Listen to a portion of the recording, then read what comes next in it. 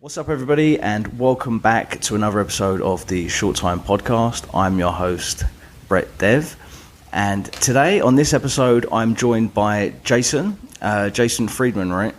Jason Fieber. Fieber. He is a best-selling author, investor. He is the creator of the website Dividend Mantra and now the website Mr. Free at 33.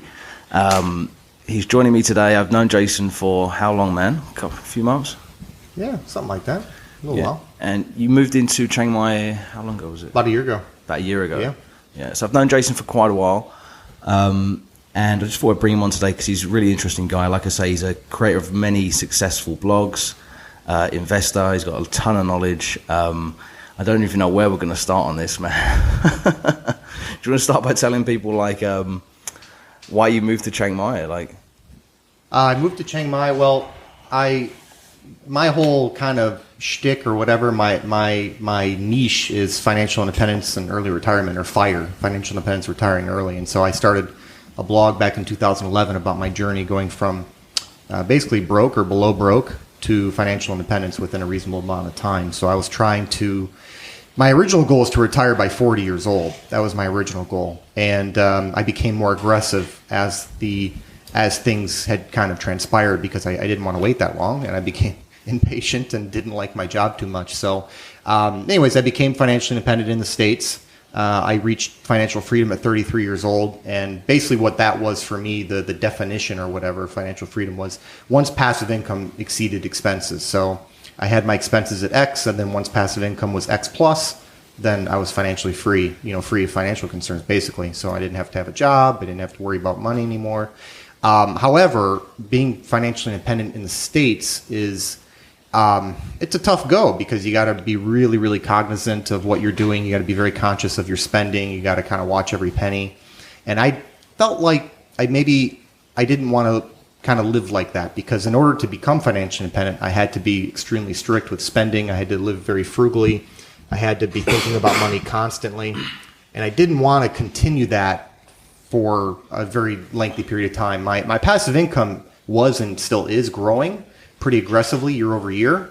So there was going to be a point at which, even living in the States, in which, that those kind of concerns melted away a little bit. But I just kind of wanted to get to that point now. Just like, the original goal is to retire by 40, and I quit my job at 32. The idea of maybe kind of still stressing out about money for another decade or whatever wasn't really in the cards for me. So I moved to Thailand for a lot of reasons. I mean, for me, living in Thailand's kind of half financial, half non-financial. The half that's financial is basically the geographic arbitrage, which is, earning in a strong currency, the dollar in my case, and then spending in a much weaker currency, which is the Thai baht in this case. So effectively, I found that my purchasing power on a personal level has been effectively tripled here. So if I take, my passive income right now is over $1,400 a month USD. That basically triples here in Thailand on an apples-to-apples basis. So that would be effectively like tripling that amount of money in the United States and living off of that. So, on a lifestyle-to-lifestyle basis. So that's the financial portion, is basically just kind of coming over here and kind of letting money worries just completely, totally melt away. There's also advantageous taxation in the United States. They have what's called FEIE, which is foreign earned income exclusion, which allows you to earn a certain type of income and effectively not be taxed on it up to a certain threshold, which is in the low six figures.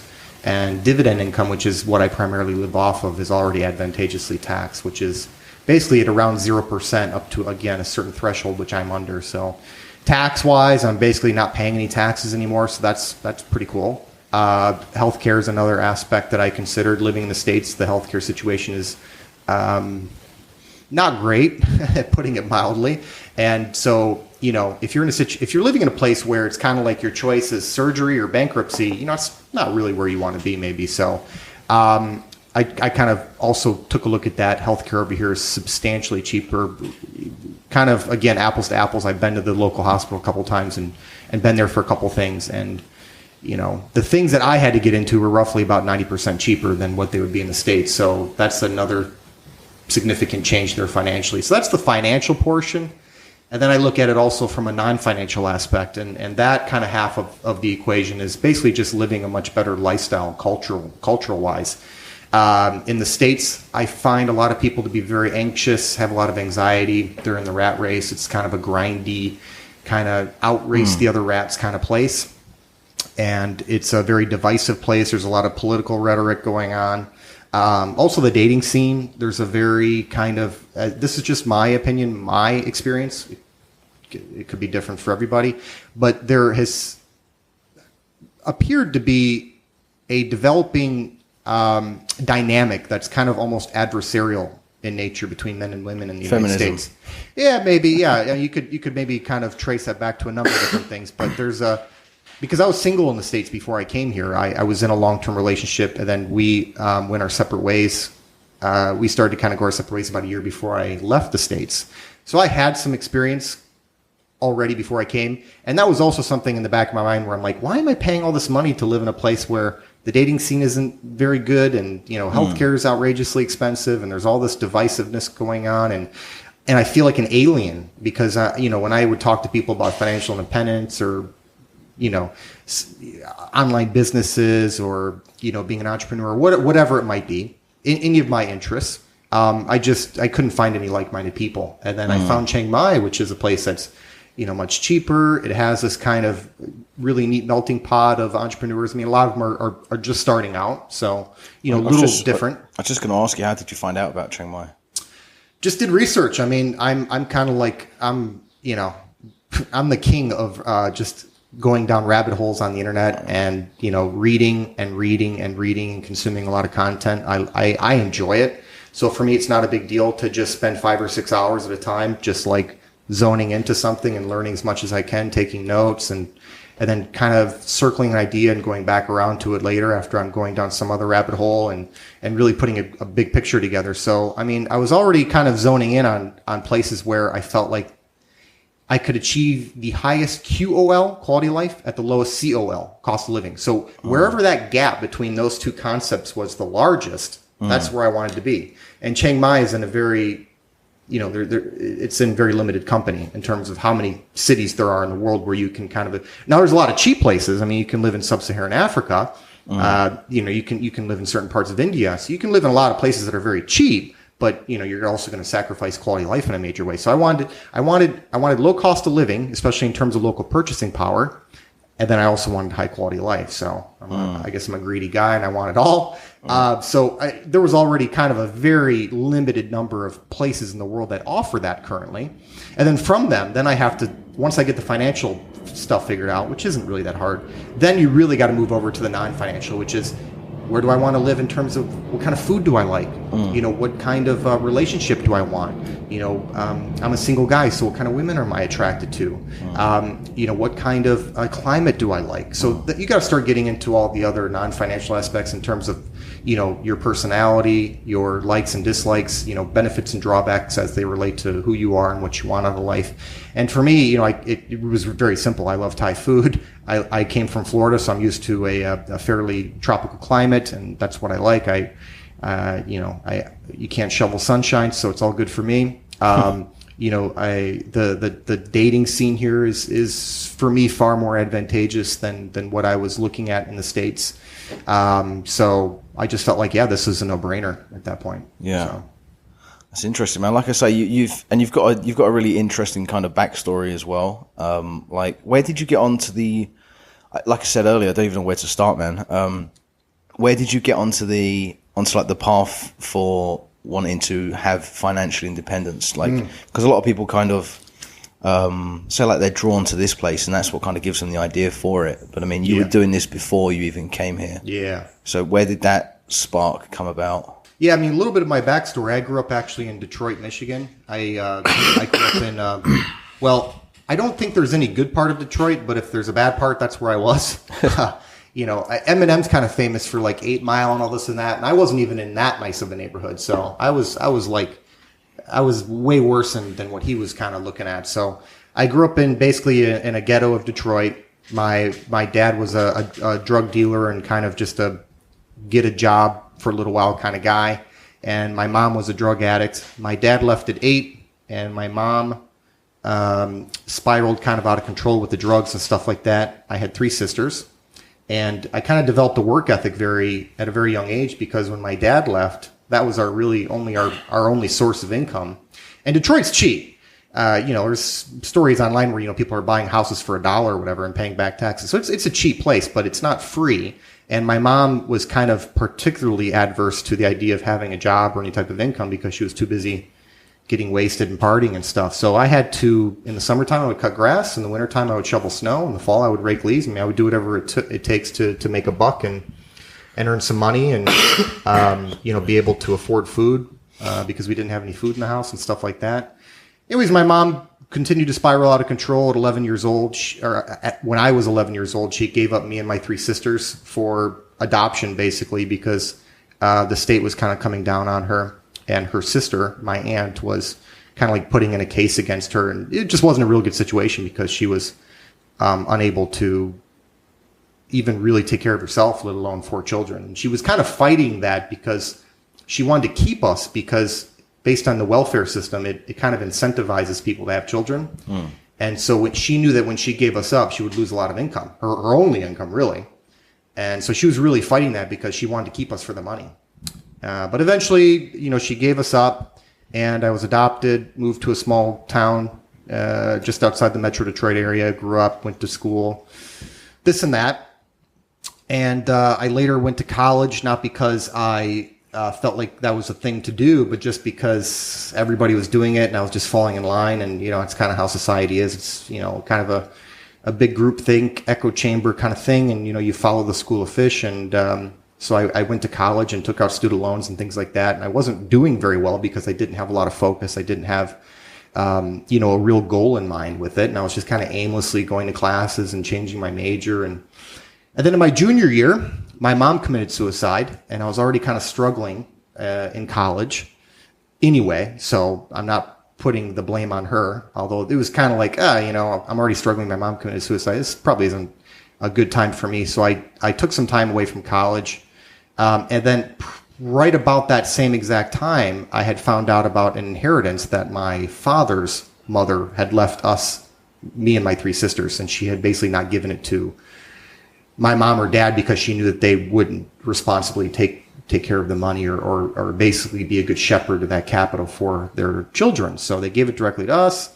It was about 60,000 USD, and I dropped out of college and I went crazy, spent the money in about under 2 years, about a year and a half or so. Just kind of, and I didn't go crazy. I didn't party. I didn't, I've never taken drugs. It was just kind of living a middle-class lifestyle without the middle-class income to support it. I just had this pot of cash, and I was just taking, withdrawing it, day by day to pay for my living expenses. And that gave me a really good lesson on the value of money and also the value of appreciating, what you work hard for. Because if somebody gives you something, then it's not quite as easy to appreciate it and take care of it and everything else. And I also learned, a lot about money, about how quick it can go, because when I inherited that money, I thought, 60,000, this will last me like a lifetime or something. And, it's just not the case at all. So it really taught me a lot about money. A couple of years later, I ended up broke, and then I had to kind of get my act in gear and get my life under control. So I started working in the automotive industry, and I started off as a parts driver. So what that means is you work for a car dealership, whatever it may be, and parts that are constantly flowing in and out of the dealership for repairs need to be delivered. So, for instance, we would deliver parts to body shops that would call for a new fender or something on a car that got in an accident. We would have to go pick up parts from third-party suppliers and bring them back to the dealership for some type of emergency repair. Maybe a car needed a starter and we didn't have a starter, but somebody else had a starter. Another dealership had a starter. I had to go pick it up, bring it back. So it was this kind of thing. It was like pizza delivery, but just delivering batteries and stuff instead of pizza. So that's basically what it was. It was a low-paying job, but it was something. I was making money. I was, getting back in touch with my work ethic that I developed as a child, and I worked hard. I came in early. I stayed late. I did whatever I had to make some money and stuff like that, and get my life in gear. And I felt like I was paying penance for, a lot of mistakes I had made financially.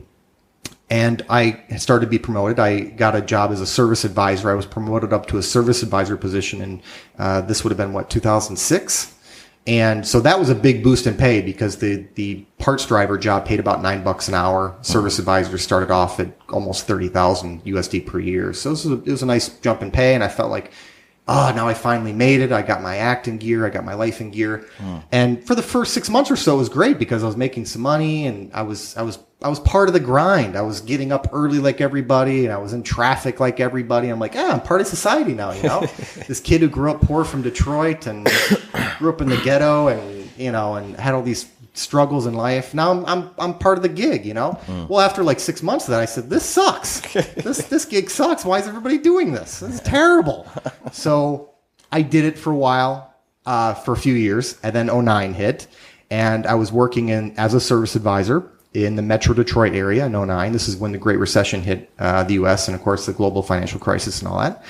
And you almost can't pick a worse place than the automotive industry in Detroit in '09 because, the big three auto manufacturers were facing bankruptcy. Some actually did go bankrupt. And so it was a really, really tough time. And the dealership I was working for at the time, which was a Ford dealership in the Metro Detroit area, they started letting a bunch of people go. I was one of those people. So I found myself unemployed. I found myself an unemployed, broke college dropout at when I was 27 years old. And I said, how did I get here? I'm not a total idiot. I'm not a dumb guy. And yet my employer has total control over what I do, what I say, when I come, when I go, when I eat, what I eat, whether I can even eat at all, whether I can put food on the table, whether I can afford rent, if I have a house, if I have an apartment, whatever. So I felt like that level of control was just way too much. And I needed to gain control over my own life. So that was the catalyst that led me down the path to financial independence. I said, it's a very binary choice. Either I have control or I don't have control. So, I felt like at that point, the only solution to my quandary was becoming financially independent. I became very interested in never ending up in that situation ever again. So I started to develop a plan in the summer of 2009 because I was unemployed and I had some time on my hands.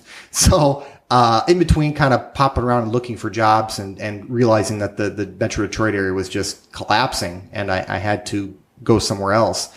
I started to put a plan together for basically a long-term, goal in mind, which was to become financially independent in a reasonable amount of time. And I kind of put the number 40 in my head. I thought, that seems like that seems like a good age to be able to retire. Most people are, if they're lucky, retiring at 60, 65. If I can get there by 40, that'd be a hell of a thing. Hopefully the middle of your life. Yeah. Hopefully had, some good years ahead and everything. And, so that was a number I just kind of put out. There was a 12-year plan because I turned 28 in May of that year. So it was a 12-year plan is what I started off with, and so I put this idea together. And the first thing I decided to do was to move outside the state of Michigan because the economy was terrible. It was it was a very concentrated economy into just automotive, into just the industrial side of things. So I started to look around the United States, and in the U.S., not everybody might be aware of this, but each state has a different level of taxation. So some states tax your income, some don't. Some tax sales, some don't. Some tax at different rates. So I started to look at that and say, well, I want to go where it's most advantageous for me. I want to go to a place that doesn't tax my income. That's kind of like a no-brainer for me. So I picked Florida to move from Michigan to Florida. I thought, well, I'll accomplish no more winters, which are terrible up there. I'll move from a 4.25% state income tax to zero. Florida taxes at zero. The economy was far more diverse and robust and dynamic. So I thought, hey, I could probably get a job down there fairly quickly. And the warm weather also allowed me to kind of get in the idea of maybe selling my car, living very cheaply, which would allow me more income to save and invest. And also the cost of living in that particular area was where I was heading to was lower than where I was living in the Metro Detroit area. So I thought, wow, if I can get a job, make more money, spend less, get taxed less, sell my car, this is this is going to be huge. So I moved from Michigan to Florida in 2009, the summer of '09, and I got a job fairly quickly. I already kind of had a beat on a job, kind of a maybe sort of kind of situation. And then once I got to Florida, I just kind of kept hammering the service manager, just showing up every day until he hired me, basically, is what I did. So in your automotive business still? Yes, in the automotive business, right? Because that's the only experience I had. I had no college degree, so I had to kind of stick to my circle of competence. So I got a job in the service, doing the same exact job, just for a different dealership down in Florida. And I was making a little more money right off the bat. I was making around $40K a year, and I was making around maybe 35 or so in Michigan. So it was a little more money. Also saving on the taxes, also spending less on cost of living. So right away, things were starting to turn for me. And then toward the end of that year, kind of the end of 2009, beginning of 2010, was when I really started to shape some of my long-term ideas. I started to put some concepts together for myself, and I was reading a lot of books at this time. I was reading books like Your Money or Your Life. I was reading about financial independence. I was reading about very successful investors, because I knew that if I was starting to save capital, I needed to intelligently invest it. So I was reading books about Warren Buffett and Peter Lynch, and I was reading about different investment strategies. And this is what turned you on to the using like investing as a means to gain financial independence, because a lot of people build passive income streams in other ways, but you decided to go with investing, right? Yeah, because I felt like that was, the entrepreneur side of things is most businesses fail very quickly in the first few years or so, and a lot of them don't make any money. So I felt like that was a very risky way to kind of plot out the rest of my life and kind of just put myself. I felt like I'd still be worrying about money. I'd still have to produce. If you're an entrepreneur, it's not like I built a business, now I'm just going to go off over here and let everybody, make money for me. It's not how it works. So I feel like I'd just be exchanging one concern for another concern. So yeah, the entrepreneur thing kind of came in later, but the primary focus for me at that time was basically building enough passive income to exceed expenses. Kind of a crossover point. So if you plot out your expenses and assume, modest amount of growth with inflation and stuff, and you just kind of say, okay, this is what I'm spending now, and, maybe I'll spend like this in the future. And then you say, okay, well, this is where my passive income is now. And you can kind of see where the two will kind of meet up down the road and cross over. Mm-hmm. You can kind of map it out. So I thought, and I looked at, successful investors. I looked at the idea of financial independence. And when I think about being financially free, it's you wake up, my vision was to like wake up in a robe, walk down to the mailbox and like collect my dividend check, and I remember playing Monopoly as a kid, and I remember getting the chance card, and Mr. Monopoly, the old JP Morgan type of guy, he was like sitting back, smoking a cigar, bank pays you dividend $50. I thought that's a pretty neat trick. That'd be cool if I could do that. So I kind of remember back on this. I started to read about successful investors. I was kind of combining that with the idea of financial independence. And I was like, why can't you do it all? I mean, a lot of people were just kind of like, and I'd read blogs and I'd see people doing stuff, and a lot of it would be very, very specialized. Like, we're really frugal, or we want to just invest, or, we want to be entrepreneurs. And I thought, why just not do it all? Why not be really frugal, be a really good investor, also build a business, do all these things and really maximize your chances of success. So I did it all. I started to, live very, very frugally. I was saving up to 70% or so of my net income per month. I sold my car. I lived in a very cheap apartment with my significant other at the time. I ate ramen noodles for a year straight for lunch. I, would walk down to the grocery store and pick up groceries, bring them home. I didn't go to restaurants. I started to really, really hammer the expenses. And on the flip side of the coin, I also worked hard at work and got pay raises and promotions along the way. I started off in Volkswagen. That was the car line I started off with in Florida. I eventually made my way around to working for Porsche and Audi, which of course meant more labor costs, more parts costs, more money in my pocket because I worked on commission.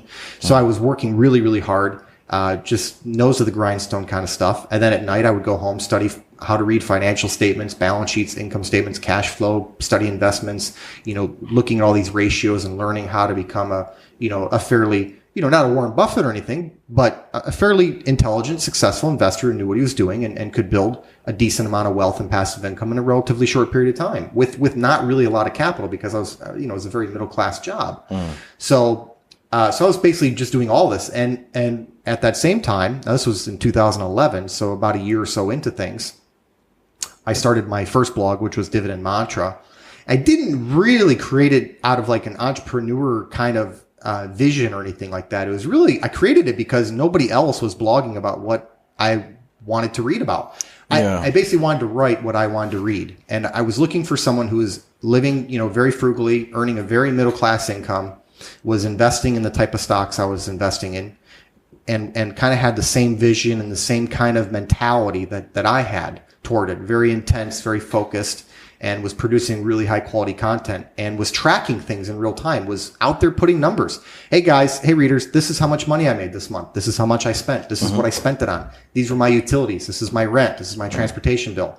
Put it all out there. Open the books out to keep myself accountable and show readers what was possible with, not a lot of money. Yeah, a lot of people do that now. You were doing this back when? 2011. 2011, yeah. So that's kind of a popular trend. Right. I start seeing people like blogging about their income, putting income reports out and publicizing that maybe 4 or 5 years ago. Yeah. You were doing it all the way back in 2011. Yeah, because there was nobody really doing it back then. So I, a little bit of a trailblazer, and I didn't really mean to start a trend or, anything like that. I was really just putting it out there because, I wanted to keep myself accountable and I wanted to inspire people and show people that my vision, I was 100% confident that what I was doing was going to work. I had not a single doubt in my mind. And all I was doing was saying, this is going to work. It's going to work because that's the math. I mean, there's no doubt I'm going to make it happen because I'm committed to this 100%. The math proves out it works. But nobody else is really talking about this, so I want to talk about it. And maybe some people will find it interesting, maybe not, whatever. But if some do, then let's have a conversation. What are you doing? What are you trying to do with this kind of idea? So I was putting it out there. I was showing my investments in real time. I bought stock in, I bought 10 shares of Johnson & Johnson on such and such date for so much money. Because a lot of investors will I found a lot of the financial content that was around back then, this is again a number of years ago, was just like people will say, oh, yeah, I told people to buy that stock on such and such a day and such a time and didn't really have any, when did you do that? Oh, I had a conversation with a guy at dinner. Or when stocks would blow up, they'd say, oh, look, see, I talked about that stock on this date. But then when another stock would crater, they would just ignore it. Silence. Yeah, so I would basically hold myself accountable by saying every single stock I bought, when I bought it, how much I paid, and if I ever sold stock, which I don't too often, I would talk about I sold this stock for this reason, or when an investment would go the other way on me, because nobody bats 1,000. I would say, hey guys, I made a mistake on this one. It didn't work out for me. I sold, at a loss or whatever. And this is my reasoning for it. And I would always put down my rationale and my reasoning for every investment. I would provide a full free stock analysis. I'd go over the overview of the company, fundamental analysis, getting into quantitative numbers. Then I would do a qualitative analysis, which is looking at competitive advantages to protect the business against competitors over the long haul. I would look at risks. And then I would lay out my valuation at the bottom, which is my attempt to estimate intrinsic value of the business. And then I would aim to pay a price that was well below that estimated intrinsic value, which was a conservative estimate of intrinsic value. So I was trying to build in multiple margins of safety whenever I made a long-term investment. And I was investing only in high-quality dividend growth stocks, which are basically shares of equity in businesses that are routinely and regularly increasingly profitable, or regularly and routinely increasing their profit, and they share a portion of that profit with their shareholders via growing dividends, because as the profit is growing, then so are the dividends. So I was investing in basically blue chip companies. This is a very old school, like Great Depression era type of idea. Live real frugally, eat bread and cheese for dinner, and invest in blue chip companies, AT&T and stuff. It was a very like old school idea, but I felt like, people were abandoning this idea for, new age concepts. And I've seen this happen even in recent times with like Bitcoin and stuff. Everybody wants to get on that new trend. And I felt like this is tried and true. I mean, for generations, then I looked at really successful investors like a Warren Buffett. He's investing in the same stuff.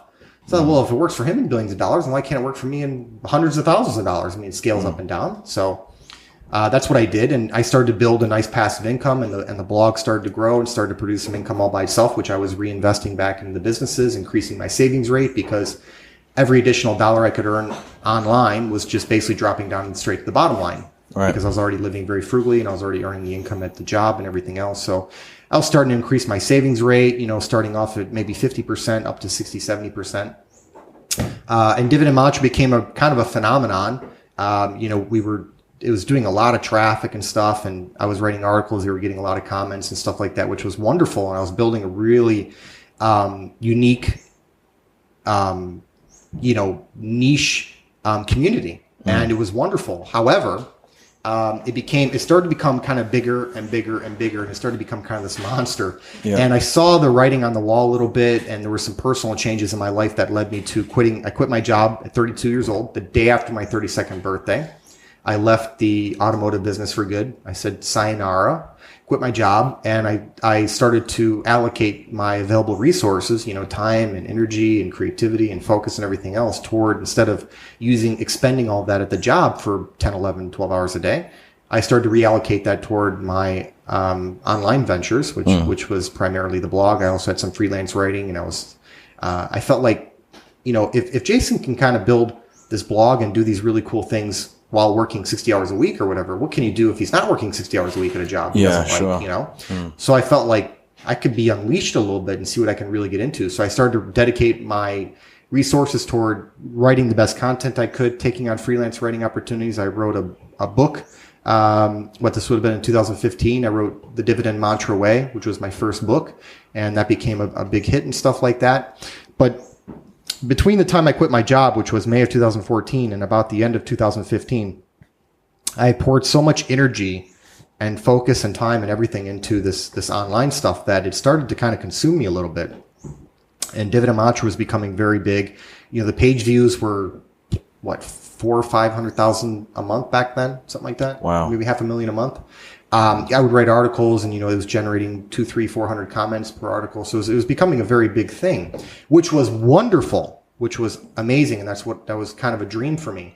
However, if someone were to ask me what I am, to identify myself, like if you go to a party and say, hi, I'm Jason. Oh, cool. I'm John. What do you do? It's always kind of the first kind of thing. And people always associate what they do with their job. I was never like that.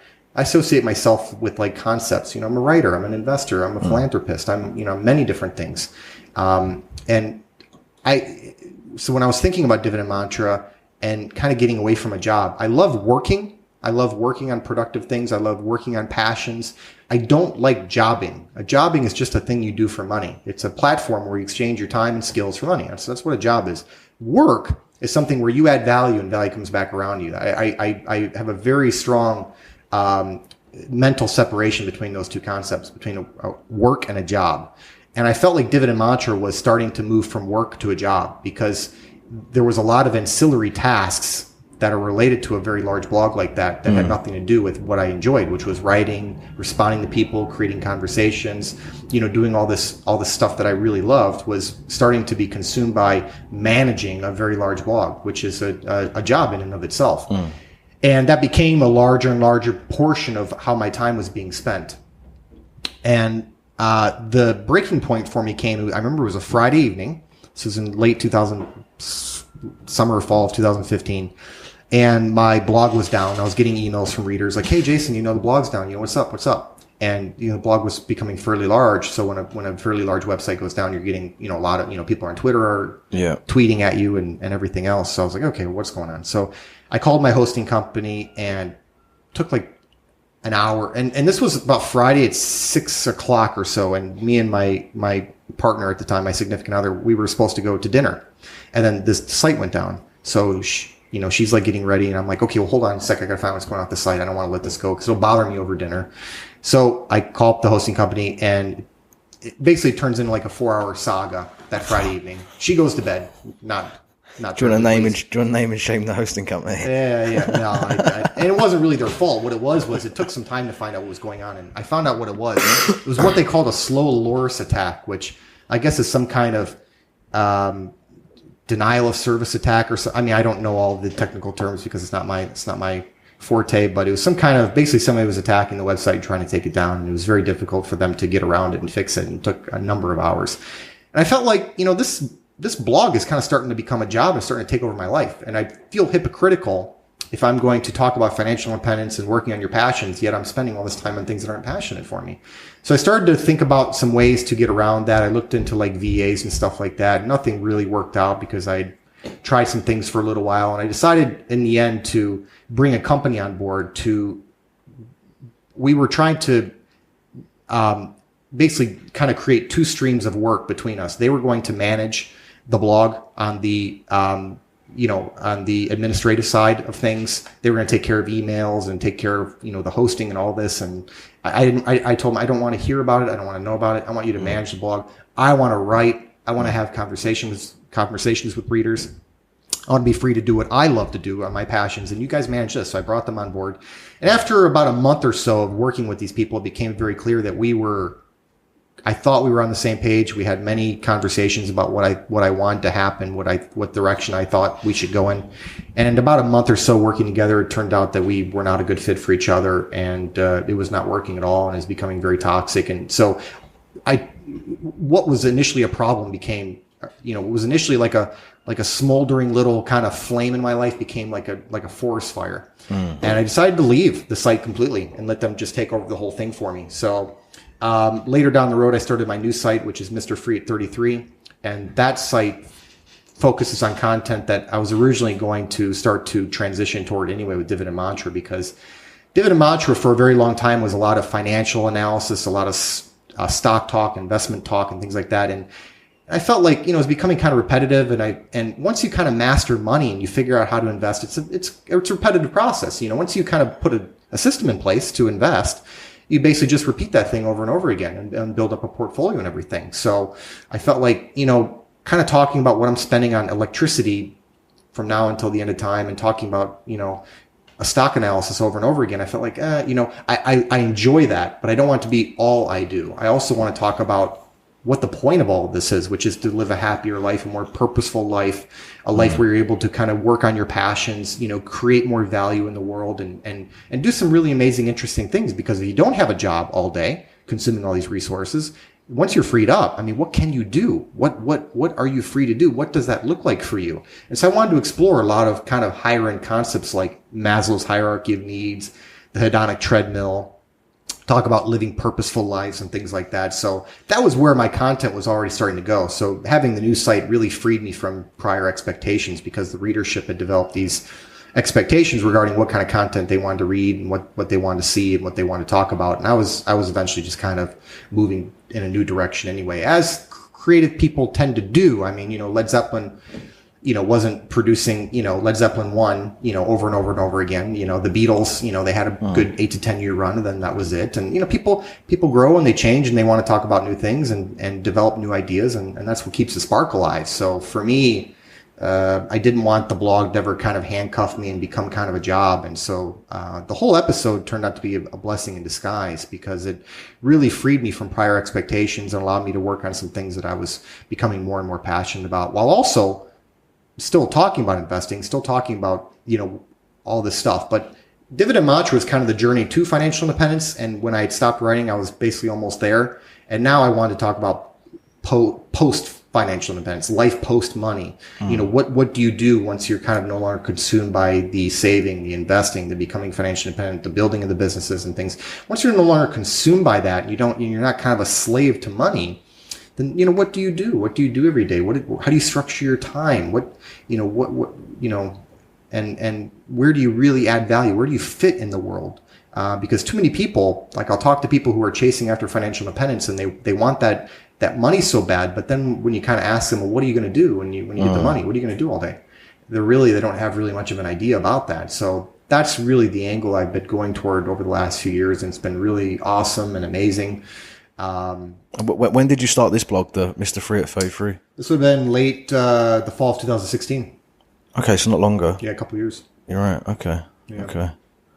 And, this is, so essentially, you started off trying to invest, and you kind of became like an accidental success with a blog almost. Yeah. Just blogging about, because I remember when I first met you, I was like trying to pick your brains about the blogs and stuff like that. Because so many people, that's where I said at the beginning, where do you start? Because so many people would like to understand the investing, but then there's other people that would like to understand how do you get a blog to have 400,000 or 500,000 fucking views every month. And your new site is getting a huge amount of visitors as well.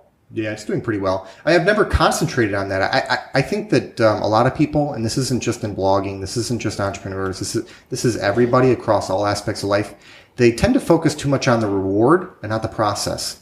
So I don't really focus on the readership. I don't focus on the income. I don't spend too much time with that. I really kind of focus on enjoying the process. I feel like if you do the right thing and you live the right way and you enjoy what you're doing and you're adding value, the value's going to come. The money's going to come.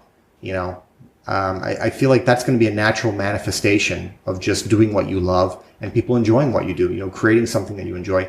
And now, are you going to make the most amount of money doing it that way? I don't know. It depends on how talented you are at whatever niches you get into and how much people value that at, and the way our society works is, certain things are valued at more money than other things, even within certain niches like sports. A bowler doesn't make as much as a football player. So, but if you have a passion for bowling and you're not, 6'7" and 240 pounds or whatever, then you're not going to be a football. So, so there are certain, there's a certain hierarchy there within any niche or whatever. But if you're doing the right thing and you're enjoying it, which is really what matters most anyway, because, you like, that's what my inheritance taught me back when I was 21. I got this big pot of money. It didn't make me happy though. Yeah. It didn't make me happy at all. I felt kind of enslaved to it and stuff. And I felt like, I can live my life and do whatever I want. And then I was worried about this, like, pot of money, and people, when they have money or when they get money, and if this isn't always the case, but I find it especially true if they are focused on the reward, not the process, become kind of like a Smeagol type of,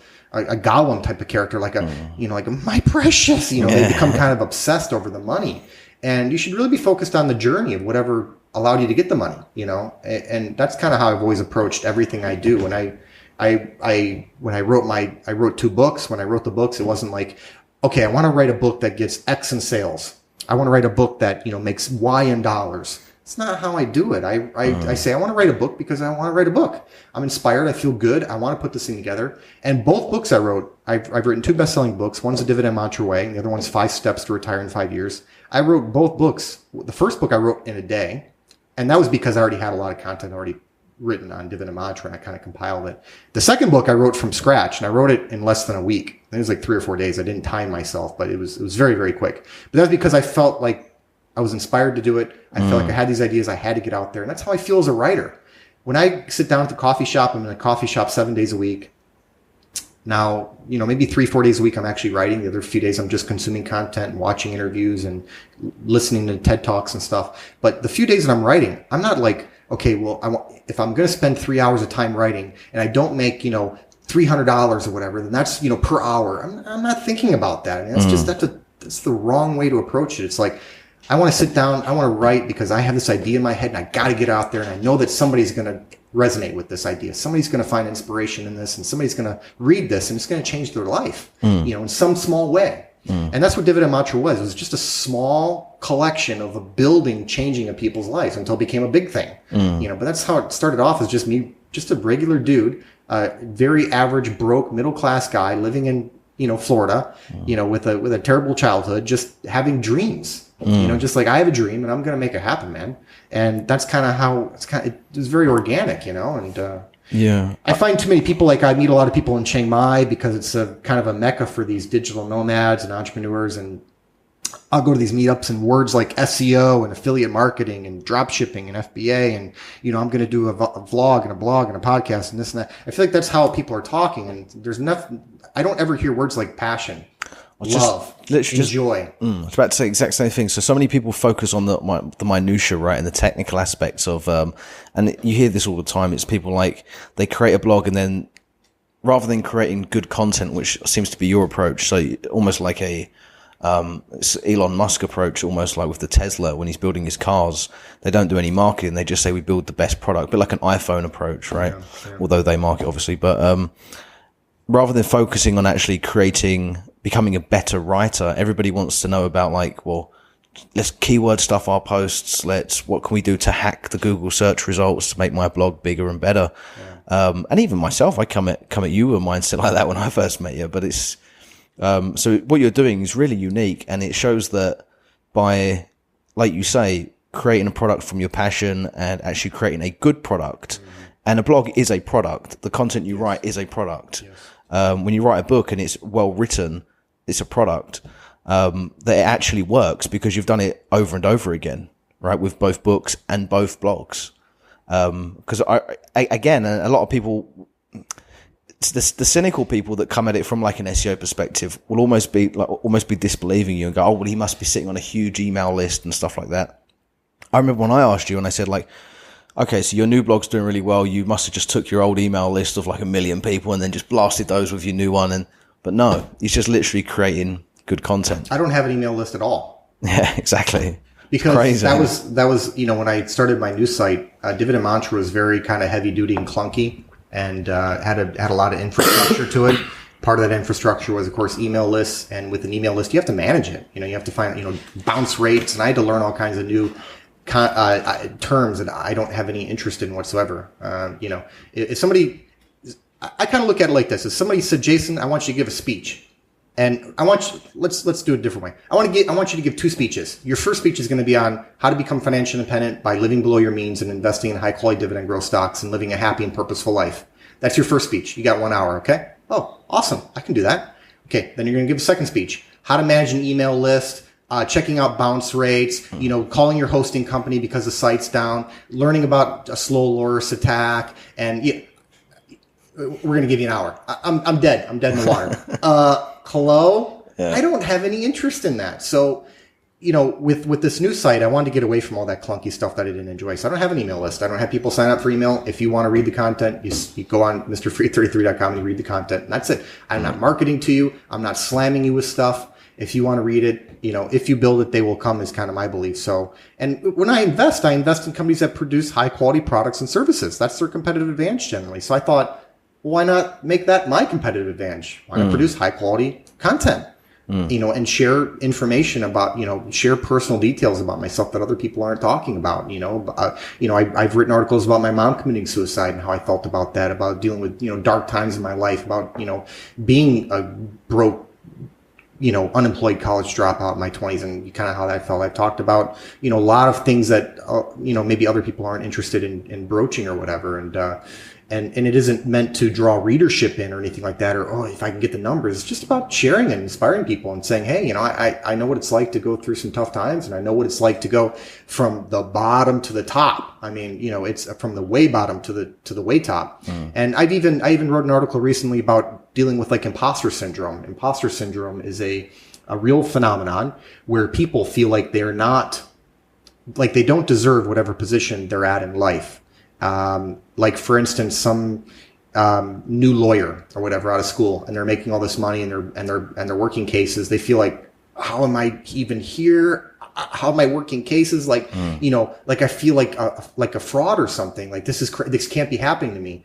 A little bit like that. I was talking about that, feeling like that myself, because I'm this like, I grew up in the ghetto. I grew up, with my mom, I'd wake up and my mom was passed out on the floor, on crack or something like that. That's what I had to wake up to as a kid. I had a really like tough go of it. And even throughout most of my life, I struggled. I blew the inheritance. I dropped out of college. It wasn't until like mid 20s that I finally even got my life together. And so to be financially independent at 33 years old, now to be living in Thailand and living this really dream life. I mean, a dream life. It feels like a dream. It feels like I'm going to wake up at some point. There's something's going to happen. I'm going to wake up and this never happened. Like that's kind of how I feel sometimes, because it feels so unreal. I know I worked for it. I know I was the one riding the bus. I was the one slurping down those ramen noodles day after day. I was the one coming in early, staying late, working 11, 12-hour days. I was there. I know, because I did it. But at the same time, it almost feels like, not just how me, like how could this happen to me, but like why me? Why not, why not all these other people in the world? There's, how many billions of people in the world, and me, little old me, like went from this to this, like that, it's crazy. So, and I share stuff like that, instead of just saying, this is what stock I bought, which is, it's interesting from a certain perspective. And I do talk about that, but, I also want to, share these other ideas, which are real things that, you might have to be dealing with once you get to the spot in life where you're going to be like, oh my God, I don't need a job. Like I don't have a boss telling me what to do. I have to structure my whole life for myself. I have control. And that is something that not everybody is capable of dealing with, is having that kind of control in their lives. It's something people really need to work on as well, because I think people feel like they know what they would do. And you get it a lot of the times with even not people that are necessarily that successful, but even people that go from being employed to self-employed, then they don't do any work. They have to have somebody tell them what to do. Yeah. They don't realize until they're in the position where they don't have that, how fucked they are, right? Yeah. So it's a real thing. It's a psychological thing, right?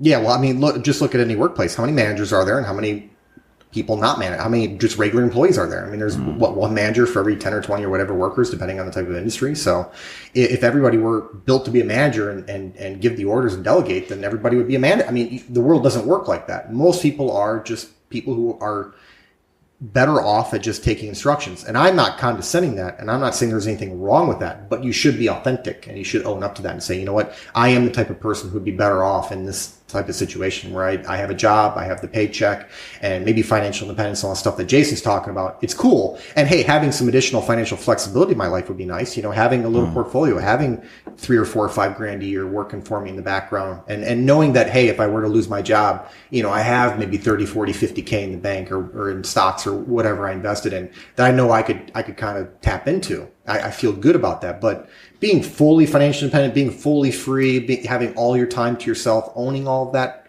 for me is a dream, is an absolute dream. I mean, there's nothing in this world worth owning more than my time. There's no luxury good you could put in front of me and say, you got a choice between this or you could put a yacht and say, Jason, I'll give you a yacht or your time. My time. It's not even a second hesitation in that. But for a lot of other people, it is those consumer items. And of course, they do need to work the job to pay for them. And then they have less capital to save and invest and get financial independence. So it all is holistic. It all works together. And you have to be very aware and honest about who you are and what you really want in life. And if you want, I mean, I had to get rid of the car. I had to live in a very dated apartment. I had to, I couldn't go to restaurants. I had to forego a lot of social engagements. I mean, I had to live a very focused, brutal kind of lifestyle for a while. And that was the only way I was able to kind of get from where I was to where I wanted to be. And not everybody's willing to do that or interested in doing that and what have you. And that's okay too. So at what point did the motivation for this come? Like, at what point did you say, because what you're talking about is hard for a lot of people, right? At what point did you say, like you say, you were working in the automotive industry? At what point where was the turning point where you was just like, and what gave you the motivation to do that? Because a lot of people will listen but won't act. Well, some of these ideas have always been in my head a little bit. Actually, something I don't know if I publicly talked about this or written about this, but when I was 20, when I first got the inheritance of $60,000, I looked into moving to Thailand. I was already kind of interested in it. I loved the food. I felt like the culture was kind of more right-sized for me. It was a better fit in a lot of ways. And I was going online. I was on like ThaiVisa.com and I was on the old forum boards. This was back in 2003. Wow. A long time ago, I was looking into this. So, and it just felt like, you know what, this maybe I'm not really ready for something. This isn't enough money to last me. And back then money management was very different compared to now. It wasn't as easy to just go online and, manage all your money. And so I felt like, maybe this isn't right for me. So certain ideas that I eventually later executed on were always kind of in my mind for whatever reason. As far as the job itself goes, like I said, it was about 6 months into it or so that I felt like, and I actually remember the day. I remember I was at the front desk. This was at a car dealership in Ann Arbor, Michigan. And I was at the front desk kind of typing up stuff for a repair order. And there was another service advisor named Bob standing next to me. And he was standing up against, because he had like the corner desk or the corner terminal because it kind of was adjacent or butted up against a wall. And he loved that because he could kind of lean up against the wall. And I remember I was typing and I looked and he just let out this just this like exhausted, giving up on life kind of thing. And I looked over at him and you could tell like there was just nothing left in him. And he was probably 50 some years old. He'd been doing this for like 20 or 30 years, this job. And there was just nothing. There was nothing in the eyes, nothing going on. And I remember looking at him, I'm like, I can't be Bob. I cannot be Bob. I just can't do it. Good for Bob. Cool for Bob. Whatever. He made his choices and that's Bob. Yeah. I'm not Bob. I'm a totally different guy from Bob. And then it just so happens I had to go back to the parts department, which was around the corner, and check on something for what I was working on, the repair order. And I remember working, and I remember I saw a tech. This was right after I saw Bob. A tech, just like a zombie, carrying his parts, just lifeless. Like I saw the shop, just lifeless zombies going to and fro, doing the same thing they've been doing for years and years on end. Was this at the same time, right when you saw Bob, right? Yeah. So you were having almost like an epiphany. Yeah. It was like, happened all right at the same time. And that day I was like, you know what? I gotta start to figure something out here, man. And, I started to actually look for job listings at a different car dealership because I'd been trying to like work really hard and see about a raise, and it just wasn't really happening for me there. So I ended up moving to a different car dealership in Michigan and making more money and stuff. And that eventually led me to the Ford dealership that, of course, let a bunch of people go. So maybe it wasn't the best idea, but it led to where I am now. So I have no regrets about any of it. But yeah, that was the initial epiphany, was really just kind of seeing these older people that have been in the industry for a very long period of time, for decades on end. They were older guys, and they just, I would bring them a repair order. Hey Jim, got this guy. He needs new pads and rotors. You recommended on the last service. He's coming in to do them. Great. Yeah, put it down right there. Great. I'll get to it when I can. It's just a very kind of like negative atmosphere, and that atmosphere is kind of pervasive throughout a lot of. It ain't just the car business. It's kind of everywhere. So I had a similar experience myself. Yeah. When I was doing the doing the door when I was younger, I remember being on the door and loving it because I was real young, and all my friends, I was like 19, 20, and all my friends are working behind the bar. So I'm getting twice the amount of money to just do nothing pretty much and just stand and chat to chicks all night. But I remember being on the door, and obviously because I was young, everybody was on the door with his older. And I remember looking at them and they're like 40, 50. And I was like, this is awesome. But I was like, but I don't want to be doing this when I'm 40 or 50, man. Yeah. Like, I don't want to be you, man. Like, for me, it was good money. But then when I thought about it, I was like, that guy's like the same age as my dad. And he's earning the money I'm earning on the door now, and that's shit money in comparison. But for me, it was good, and I was like, man, I don't want to be doing this. So it's a very similar thing, and it is like an epiphany, right? Yeah. And I saw these guys, working in the business, like Bob and like these other guys, and they were, really kind of like in bad physical shape, obviously mental condition wise. You could just tell in their demeanor, the way they kind of hunched over all the time, just unhappy, and I said, I can't be like that, man. I want to be the best me I can be. I want to be, like what the old Army commercial, be the best you can be. I felt like I wanted to be my best version, live my best life. I wanted to just do more and see more, and hey, good for them, whatever. But for me, I'm not cut out for that 9-to-5 grind, rat race till you're 60, 9-to-5 till you're 65 or whatever, that mantra, that is not me. So That's kind of where Dividend Mantra is like, if the 9-to-5 to 65, if this is society's mantra is living like this, I have a totally different mantra, which is, related to living below my means and investing. And I kind of sum that up with Dividend Mantra, but, I couldn't do it. And so it took a couple of years to kind of start to think about where I was eventually going to go. I had to make a living. And that's another thing, make a living or make a life, right? Everybody says, oh, you got to make a living. It's like, well, I'd rather make a life. But I had to put food on the table, had to pay the bills and stuff like that. But eventually when the Great Recession hit and I was let go from my job, that's when things really, I said, that's it. Kind of like, that's your sign, This is the moment when you decide, what are you going to do, Jason? Are you going to just try to get another job and just keep hammering it out? Or are you going to make your move now? Because, you're in your late 20s.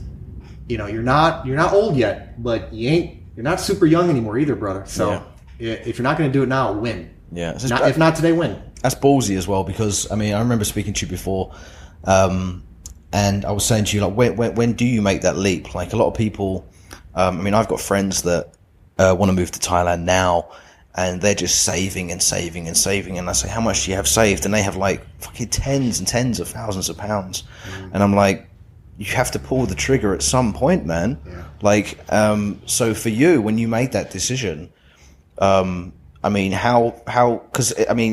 if you've got passive income of say like 10, 20 grand a month coming in and say, oh, I'm going to quit my job. Well, that's real easy, isn't it? Because you've already got the money. But when you did it, what position were you in? Yeah, I quit my job the day after my 32nd birthday. And I'll tell you what happened. I put in my 2 weeks notice at the car dealership because, at that level, so to answer your question, the portfolio was about 150,000 USD, and the passive income was about 5,500 a year. I'm going off memory now. 5,200 a year, 5,500 a year, something like that. So not a lot of money. So $5,500 a year. That was my passive income, and frankly, the blogging income was not really that great either. Dividend Mantra was doing a lot of readers and stuff like that, but readership is not necessarily 100% correlated with income or anything like that. So, the people who make the idea of making money online sound easy are the people selling you on something, some course or whatever. I'm making money online. The business model is in selling the courses or whatever. So it's not as easy as they make it sound at all. Nonetheless, the way I looked at it though was whenever I kind of execute something and pull the trigger, as you put it, is I always look at my downside. What's my worst case scenario? I felt like if I quit my job and this doesn't work, and I give my all to Dividend Mantra and I give my all to this financial independence thing, it doesn't work, then car dealerships ain't going anywhere. Yeah. Service advisors ain't going anywhere. I know because I saw Bob. Yeah. He's 50 some years old, rocking out. And I know the worst case scenario, I'll be a Bob. I don't want to be, but if I have to be, I'll be Bob. Yeah. So what's my worst case scenario? I mean, like the guys who save up tens of thousands of pounds. The worst that can happen, you give it a shot for 6 months. You don't like it, go back to where you came from. Go back to the UK. What do you think? You come over here and they're going to take all your money and they're going to shoot you in the head? Some people have this real fear of like leaping, and it's like, you're not leaping to your death. This is so true. And it's like, without pulling the trigger, people are like, well, I'd say somebody wants to move out here. Well, I don't want to move out there because then what happens if I got to go back? Well, if you never move out there, you're in the same position anyway. Right. Exactly. And that's kind of how I put it, is like your worst case scenario becomes your prior best case scenario. Yeah. So I knew that if something didn't work with me with the financial independence and the blog and everything else, I go back to a job, I'm like, that's where I was. My worst case scenario is going back to what I was already doing. So what's the difference? I only lost a little bit of earnings in the interim, but I mean, that was worth the shot and then some. So I'm not behind. Yeah, actually, I'm ahead. It blows my mind where like this, it's like this false fear that people put up, and it's almost like an excuse that people make to not take action on anything. But it's not even like an excuse that has any base in any logic. It's just like a false excuse that doesn't make any sense, and people just use it to like not go for it. It's really bizarre. The people who do that just don't really want what they're saying they're going after. They just don't want to move to Thailand. I do coaching too with financial independence and stuff like that. And some of the people I consult and things like that, they'll kind of tell me a little bit about what they're doing, what they're going for, and I can kind of get the hang of where they're at, where they're going, and everything pretty quickly. And a lot of times I figure out they just don't really want it deep down inside. And whatever excuses they're making up to not have it are some type of defense mechanism inside to not go after it. I never had that problem because I wanted it. Yeah. It's not like, I don't think Michael Jordan was like, I can't practice today because my mom asked me to like make dinner. That didn't happen. The guy was looking for every excuse possible to go out there and practice and become Michael Jordan and stuff. And for me, I was looking for every sliver. If there was even a sliver of light at that door, I was opening that door. I was kicking that door down. So when you have that kind of attitude where it's very meager and very kind of meandering and maybe I'll get there someday, you don't really want it, because if you really wanted it, you'd make it happen. It's really the fear of failure, isn't it? Yeah. Because I mean, like you say, if you're in one position and you quit your job or you try doing something different, and you fail at that, you go back to where you were before. So logically, it's why not? If you don't try, you'll never know, sort of thing. Right. But when you do have to go back, you do have to cope with that fear of failure. Yeah. So it's how people, I guess, deal with failure and how you define failure. Because if failure for you is going back to what you were doing before, then are you living a failure life? I mean, you're succeeding because you're going out and you're trying. Yeah, I mean. So somebody said, but if you fail, you go back to your job, and then you're a failure. I'm like, so are you saying I'm a failure now because I still have my job? You're saying my failure case is doing what I'm doing now? Is that what you're telling me? Exactly. What exactly are you trying to say to me right now? You might as well increase your odds, right? Yeah, of not being a failure. Yeah, exactly. So you're telling me I should go do it because being a failure would be coming back to this. What exactly are you trying to say to me? So I always found that type of language people use is very interesting when they say, if you fail, you have to come back to do this. I'm like, okay, but I'm already doing this. So what? Yeah, it's always blown my mind. So for me, there was no failure. I mean, my worst case scenario was just going back to doing what I was doing before, which was my prior best case scenario. And every time you try something new, you kind of move that yardstick a little bit. You kind of move that. You kind of move the lines down the field, if you will, if you're talking football or something.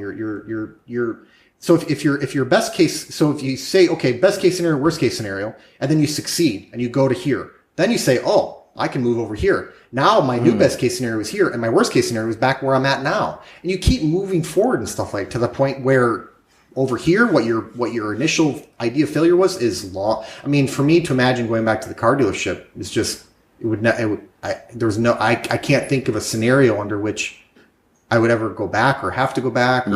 It's just, my idea of failure now, I mean, if I even want to use that word, is very different than the idea of failure back when I quit my job. I mean, because it's what you know. You know, you go back, you kind of always want to retreat to what you know. But once you learn new things and have new experiences, it's like playing a video game and creating new save points and seeing different parts of that world. Going up different levels. Yeah, you go up you become a different level of a person. Your mind expands, you get new experiences, you have new ideas. And you start saying, okay, well, if I have a plan B, plan C, plan D, they're totally different plan B, plan C, plan D than the me of before. Because now I'm aware of all this other stuff. Yeah. I'm aware of all these other plans and options that I had no idea about because I was so busy working the job and, you know, consumed by that I couldn't free my mind to see these other aspects of life, right? Yeah, but you have to in order to get to level 100, you have to move past level 1, right? And I think a lot of people they just look for the quick way, man. And what a lot of people tend to do is, I find like people don't ever dive in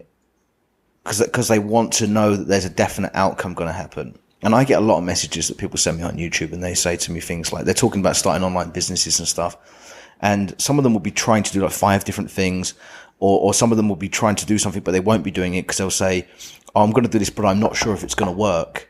And it's like, well, everything takes time and you're never sure if it's going to work. You just have to actually do it. But people don't actually want to, again, it goes back to fear, right? They're just scared because unless they know that they're going to get a guaranteed outcome, they don't want to do it. And maybe that's because, like you say, they're like an employee mentality, right? When you go to work, you're guaranteed you're going to get paid at the end of the month. And it's very easy. You don't have to worry about that. Mm-hmm. But I think, like I say, the fear is really what holds people back and stops them from making the move. Like, well, the thing for me, what shifted that mentality, that guarantee, was being let go in 2009. I realized very quickly that no paycheck is guaranteed at all. There are no guarantees in life. So I realized very quickly that, you know, that kind of security blanket, that pacifier people view with their paycheck, like, you know, again, my precious or whatever, this paycheck, got to keep it, got to have it, it's guaranteed. It ain't guaranteed. There's nothing guaranteed about it. If anything, the way I was starting to reshape my perspective and kind of what I was thinking about in terms of guarantees and money and in terms of favorable outcomes and advantageous ways to go about life, I felt like, okay, so if I have a choice of a job and a paycheck, I have one single income source. Boom, job, paycheck. That's it. That's all I got. Or I start to invest in a diversified portfolio of world-class businesses, and I'm relying on Johnson & Johnson to pay me. I'm relying on Apple to pay me. I'm relying on ExxonMobil and whoever else. I'm relying on over 100. My portfolio now is 110 companies. I have 110 different businesses paying me a paycheck. So which is more secure? Is it the one job, one paycheck, or the 110 paychecks via my, you know, regular dividends that are coming in? Well, you know, it's obvious now, but to someone that doesn't really see it that way, they have a hard time kind of really seeing it and envisioning it, you know. It's basic logic, and I don't know if you have this saying in the US, but many fingers in many pies, right? Yeah. And I mean, this is just common sense to me, man. Like, I remember even from a young age when I came out of like college, at like, well, it's not the same college you have in the US, but college you finish at 18. I got a job for an internet company, and I remember quitting that job to work part time in the gym. And that paid me good money full time. And I was like, yeah, but then I can do other stuff. Do you know what I mean? So I knew that working at that internet company, if I lost my job, I was totally fucked. Yeah. Right. And obviously at any point, I think what it was is actually one day I was like, kept falling asleep at work because I kept staying up really late. Yeah. And the manager getting really pissed off at me because I was sleeping at my desk. Yeah. And I was like, I might get fired soon, you know, but then I started to think, well, fuck, if I get fired, I'm fucked. Yeah. So I quit to go and work in the gym, like part time. And then I was like, well, at least I can do other bits. And then I started doing the door a little bit as well. Yeah. And then that's when I started learning to code and learn to program. So I was doing web development half the day, working in the gym half the day, working on the door at night. And I've always done like that, man. I've always just done lots of different things. And for that exact reason, like if one goes, you're all right. You still got the other. Yeah, that's the thing with my portfolio. I mean, if say tomorrow ExxonMobil just disappears off the face of the planet, just gone, just vaporized for whatever reason. Let's just assume a hypothetical. My life doesn't change at all. Dents you by 1/100th. Yeah, it doesn't change at all because I have 109 different other companies paying me dividends, and they're increasing these dividends by an amount that will quickly exceed what I was making before anyway with ExxonMobil. It will quickly make up for that loss via the growth of the other 109. So that's kind of how I've structured things. But, you know, it's funny, your story about sleeping at work reminds me. I mean, one of the main motivating factors behind me becoming financially independent and quitting my job is being able to sleep in.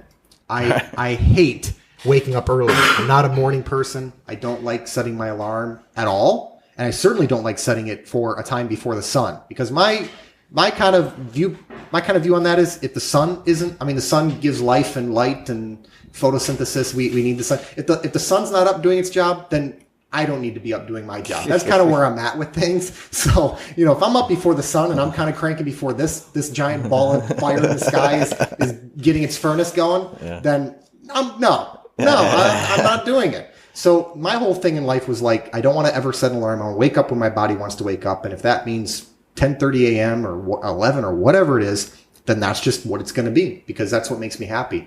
I think very few things in life make me happier than waking up when I want, setting my own schedule, living, really not having a schedule, but doing the activities that I enjoy without somebody in my ear telling me, okay, Jason, you get 30 minutes for lunch and go. Like I'm an Olympic athlete or something I'm being timed for. But that reminds me, I remember I figured out very early on that having a job and waking up early for the rest of my life probably wasn't going to cut it. I was 17 years old. I was working for Farmer Jack, which was a grocery store chain. I don't think they exist anymore, but it was a grocery store chain in Michigan. And I was a junior in high school, and I had a summer job, and I was working full time. I was working 40 hours a week at this grocery store. I needed the money, and I had bills and everything. I kind of been in a situation where nobody's given me anything in life, which is probably a good thing. Nobody gave me money. Nobody paid for anything for me, even when I was adopted. I mean, I had to make my own go of it in life from basically like 8 years old. So, it is what it is, and I appreciate it. But so I had this summer full-time job at this grocery store, and they used to put me, so I come in at 7 a.m. That was when I had to start work, 7. And they put me in the bottle area. So in Michigan, when you buy like a can of Pepsi or a bottle of beer or whatever it is, you can return those for money. You put them in a machine, and they're sorted, and the cans are crushed. And then I'm the guy back there kind of always emptying this big bag of crushed cans, and the bottles that are coming in, I have to organize them by color based on how they're recycled and everything. So I'm working in this little kind of really stinky, like smells like, like old beer, and it's just disgusting little area. Wow. And people are putting things through these little holes and stuff. And that's where I was working in the mornings. So I'm waking up early. I'm going in. I'm smelling like, old beer, and it's just gross. Well, it was slow one morning. I got back there, and that's kind of was my station. I was tired. So I kind of thought up a really ingenious plan to take a nap, like a long nap. So I got milk crates, little milk crates, and I stacked them up 3 long, 3 high, like as a bed. And then I put grocery carts, the metal carts, and I aligned them like in a U, like a horseshoe shape, so nobody could get into the bottle area without making noise, like it was like a booby trap. Right. So I made it so that anybody would be like, hey, Jason was, where are all the carts stacked back here? Wake up. Wake up, right? Yeah. So I went to sleep, and it worked great. So I started to do this on like a recurring basis. It was like my thing. So one day I came in, it was kind of pretty slow. I'm like, I'm taking a nap, like a 2-hour snooze fest back here. Right? So I put the milk crates, 3 long, 3 high, do the booby trap with the U shape here with the grocery carts. And all of a sudden, one day, this was on that day, I'm getting tapped in the shoulder. Huh? It was my manager. Yeah. He crawled over the carts to find out what was going on. Right. Shit. Busted. They didn't fire me though. They just wrote me up. I guess like you have to have so many like write-ups or something before they can fire you. I don't know, some kind of I don't know if it's a labor law or whatever, but yeah, they wrote me up and said, if you get another write-up, you're going to be fired. I was like, heart sinking, and then I realized right then, I'm like, this isn't going to work for me. Yeah. This isn't going to work for me, man. Yeah. Like I remember seeing Henry Rollins talk about this somewhere on some podcast or something where he was talking about just some people aren't built for like a job and 9 to 5 and the grind. Just they're just not made for it. And that's me. I was not. Whenever they were, whatever was designing people and your genetics and coding you, they put me in a different line from everybody else. Well, that's where I'm at. Everybody thinks entrepreneurs are like these super motivated people necessarily, and they are, but that's what they say about programmers. Programmers are inherently lazy. That's why they program, because they try and get computers to do things so they don't have to do them. Yeah, it's all about like trying to cut a corner. Yeah. I remember actually, I used to manage this warehouse. We used to like drop ship and manufacture like dance poles in the UK. And as soon as I went into that warehouse, I went and bought like a blow-up bed and put it in the back room. And I was like, whenever I want to sleep, man, I'm going to sleep, you know? Yeah. Just better you than me, man. I'll sleep on a milk crate. You at least have kind of a bed, so that's smart. Yeah, I went to Tesco's and got like a little 10-pound blow-up bed. Nice. Yeah. I should have brought myself like a little blow-up mattress or something, put it back there instead of milk crates. I was kind of trying to be super stealthy though, you know? No, I had this place to myself, so it was actually all right. Yeah. But yeah, I remember like delivery drivers coming to drop things off and they'd be banging on the door and I just kind of wander out of the back room. And this is a warehouse, right? So it's like, they'd be like, what the fuck? And I'd be like half asleep. And they'd be like, what are you doing? I'm like, sorry, I'm just sleeping out the back, you know? Well, the reason why my manager crawled over the carts was because I was so dead asleep. The machines were like beep, beep, beep. Like when you didn't empty the bags, you know, and usually it woke me up, but that day I was just tired. I just was super tired. And he was like, all the machines were like, nobody could use them. So then they went to the manager, like, why are the machines, you know, somebody change them? They paged me. I didn't hear the page because the things are beeping. I'm sleeping. Yeah. So then he was like, what's up with the carts? Crawled over them to get in there. Then found me sleeping. Imagine, he's like, you gotta be kidding. I mean, I can only imagine what he's thinking when he sees me sleeping on these milk crates. Did he notice you had a booby trap set up? Did he figure it out? I don't know if he was like, what's up with this? Or I don't know what he thought, but yeah, he just like jumped over them and kind of like shimmied his way across and saw me in there. He probably thought this lazy little shit's going to never end up doing anything in his life. Actually, they did. Yeah, they gave me a talk. They brought me into the office, and this was one of those grocery stores where they had like an office that sits kind of above the floor with like kind of like blacked out mirrors or something so you can't see inside. And they brought me into this I'd never been there before, like the room. I'm like, oh wow, this is like the room where you guys like peek over everybody, you know. And they're like, Jason, you know, if you come to work and you sleep on the job, you know, you're never gonna make it. Like they gave me this whole pep talk and stuff. And like, okay, I gotta do better, you know. Yeah. But it was funny. And you know, look at me now, I guess. But yeah, shit, that's crazy, man. How old were you then? 17. Yeah, junior year of high school. I remember that. It was a great job because it was just, and then we'd also do this thing where, so I had multiple jobs. In the morning, because we didn't really have many people shopping there, I would do the carts or do the bottles. And then in the rushes, when we'd have people come in like around lunchtime and stuff like that, I would bag groceries. And then in the afternoons and in the evenings, depending on what my shift was, I would go outside and collect carts. So I would kind of move around a little bit, which was kind of nice. You know, you don't get too bored. But I would do this thing too where I knew where the security cameras were for Farmer Jack. So I would go out and collect carts, and I would kind of get a bunch of them and kind of just push them behind the building where there were no cameras, and then like have a buddy pick me up in his car, and we'd go off for like an hour or something like that. Really? We'd go eat a Taco Bell or McDonald's or whatever, and go around Bright. This was in the city of Bright, Michigan. We would go cruising down the main street looking for girls and stuff like that. Wow. It was just crazy, man. And then he dropped me off behind. I'd pretend like, and I had the same number of carts. I'm like, that second write-up is coming. It's coming any day. And they never caught me. I was I can't believe it. This is so funny because I've got a really similar story. I remember when I was like, I was under 18 because I remember I couldn't sell alcohol on the checkouts, and me and my friend had no money, and Tesco's in England was like hiring for Christmas staff. So me and my friend went to a recruitment agency, and they got him in like as temporary staff over Christmas, and he called me and he's like, do you want to do it as well? So I was like, yeah, all right. And so we go in, it's like around Christmas. You only had like a week or two's work when it gets like real busy. And they asked us to go out to do the carts as well. Right, so it's like on the first day. So I'm doing the checkout. I'm only like 17 or something. I'm doing the checkout, and then they're like, "Can you go out and do the carts?" And it's like raining and stuff. And I go out there, and I'm fucking just a lazy little shit back then, man. So I go out there for like 5 minutes, and I said to my friend, "Fuck this, I'm going home." And he's like, "What do you mean you're going home?" And I'm like, "I'm going home." And I said to him, I said, "But because we were temporary staff, it was real funny. You have to sign in to a book, whereas like all the other staff had like some like clock in, clock out system. But because we were temporary, we just had to write our names down. So my friend goes in for like 2 weeks. So I quit like the first day because I don't want to do the carts. Yeah. And I say to my friend, when you go in every day, I said, just write my name down, will you? When you write yours down, in and out. So he writes my name down every day. I got paid for 2 weeks' work, man. Nice. Didn't even go in. Yeah, nice. Tesco fucking paid me. Yeah. Yeah. I guess, you know, that kind of speaks to where we ended up now, because when you're a finagler like that, you know the word finagle? And you're kind of a crafty cunt. Yeah, shyster a little bit. You know, you try to figure out like a way to hack life, and hack through the system. I think that always maybe was in me. And that's kind of how my parents were. I mean, my dad would like just had these odd jobs. He was a drug dealer, and my mom like just wanted to party and get wasted. I never really had those kind of desires. I just wanted to be able to live life on my terms. That's what I always wanted. I didn't want to have a job. And so I think that kind of finagler type of personality really worked to my benefit, because I finagled my way out of like normal life stuff like having a job, but in a very financially responsible type of way too, by taking advantage of things like capitalism. And so you basically just kind of scale up as you get older. Like, I need to take these small time sleep in the bottle room ideas and really scale up into like becoming like financially independent, not having a job, not having a boss at all, like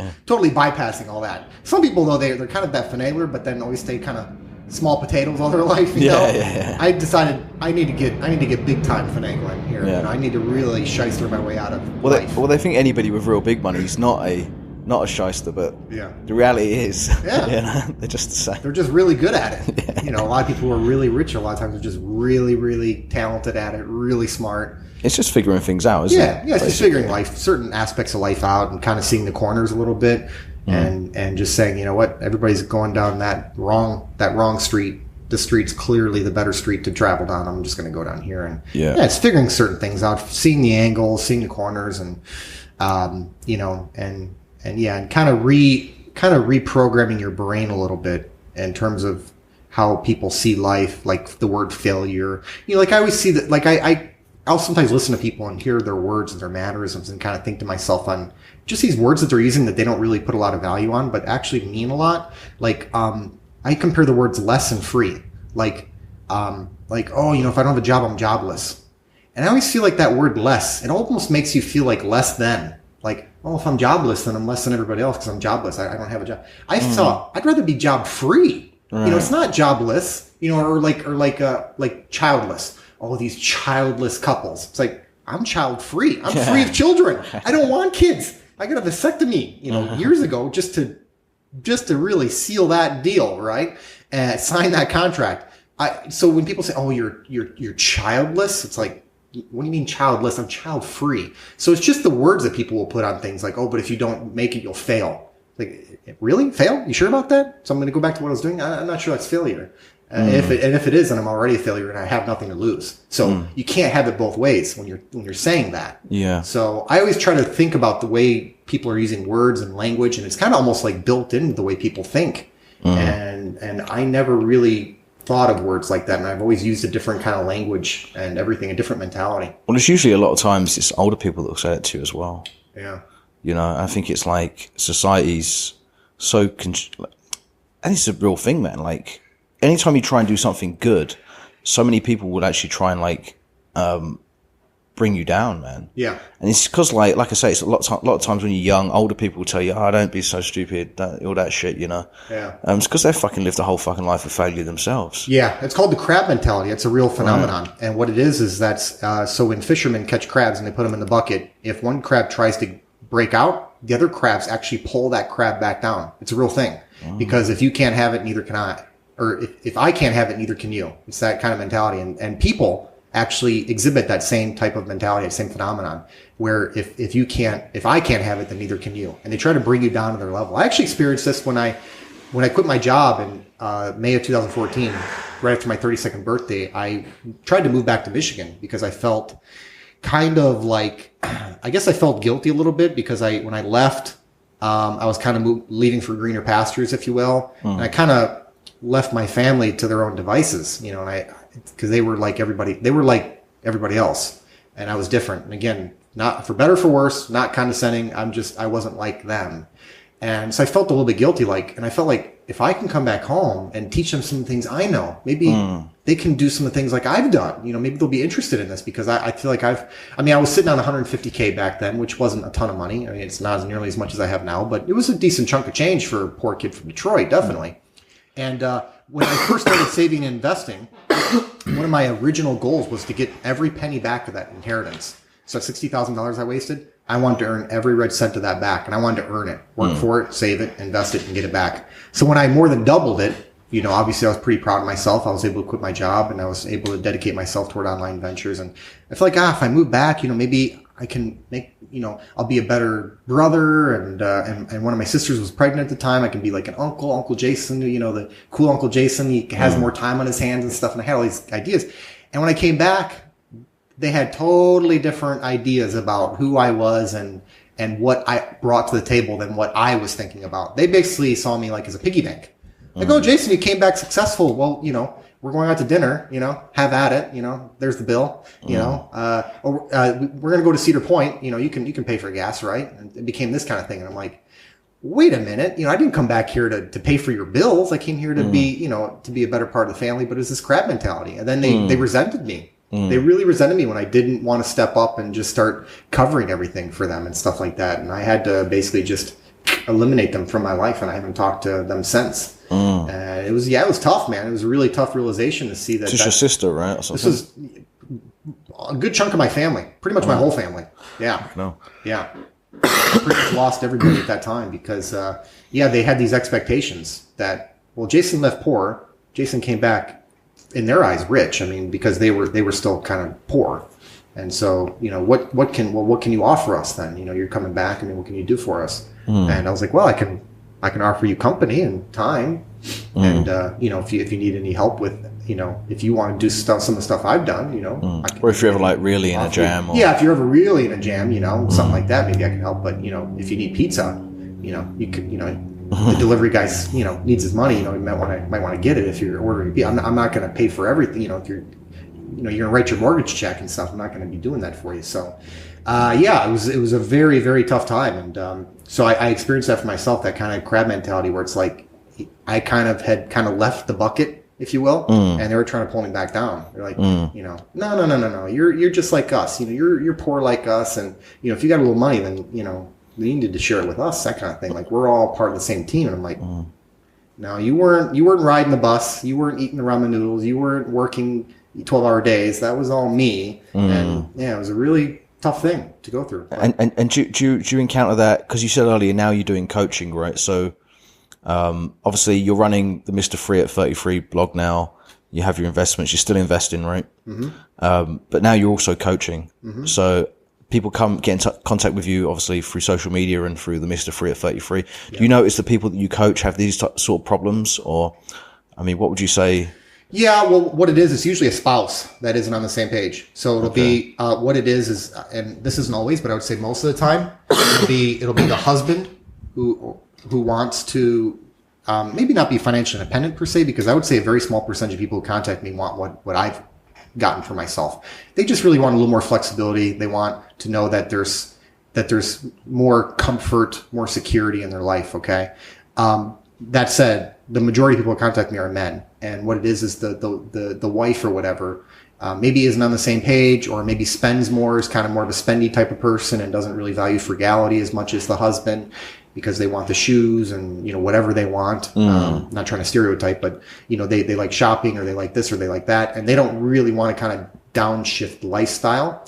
And usually the men earn more, and they're trying to say we need to maybe kind of allocate this excess capital in this way, and the women are very kind of like, why are you coming up with these silly ideas? Why can't we just stick to things as they are? Yeah, exactly. And I get it. I get it. Because a lot of people would come to me and say, Jason, I get what you're doing and it's really cool, but it seems like you're sacrificing a lot. And again, the way I look at words and phrases and the way people use words, I spin that around and I say, well, what's the bigger sacrifice? Living below my means, or working until I'm in my 60s and old and used up? What's the bigger sacrifice? You need to answer that for yourself. I know what it is for me. I know very easily what the bigger sacrifice is. But for you, maybe it is the other way around. Maybe the bigger sacrifice is, going from a 2,200 square foot house to a 1,200 square foot house. Maybe the bigger sacrifice is not having a BMW and instead driving around a used Toyota Yaris, whatever. But if that is a bigger sacrifice for you and you're honest about it, then that's cool. But we're not on the same page at all. And you're probably not going to be able to do some of the things I've done. And that's fine. Just be honest with what you really value in life. For me, I didn't really value consumption. I didn't value things. Like I said earlier, I value my time, owning my schedule, owning my time, going to sleep when I want, waking up when I want, doing what I want, going where I want to eat, just completely having complete ownership over my entire life and day-to-day activities. So how do you overcome these issues when like a guy you're trying to coach has like a wife or a girlfriend or something that's like that? Like, yeah, you got to break it to them easy and try to sell the value. Just like, I mean, you got to think that this person who's kind of maybe hesitant to kind of get on board with some of these ideas, they're bombarded with marketing, from these companies like, this is why you want these shoes. This is why you want this car. This is why you want a big house. So they're being kind of just spoon-fed all this marketing about why this stuff matters, what the value is. The companies are selling the value. So the person who's talking this other person into this lifestyle is working against that. So you have to be very careful, and you have to try to sell the value and say, okay, well, I understand. You got to communicate. You got to be honest.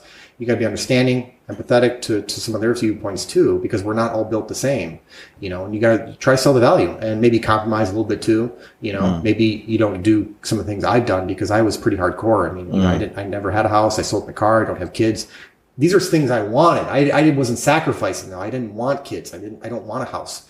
Somebody could stroke me a check for $10 million tomorrow. I still wouldn't buy a house. I wouldn't want a house. I don't want anything to do with a house. So for me, it's like people say, oh, I want a house. I say, well, the house owns you. Yeah. The truth of the matter is the house owns you.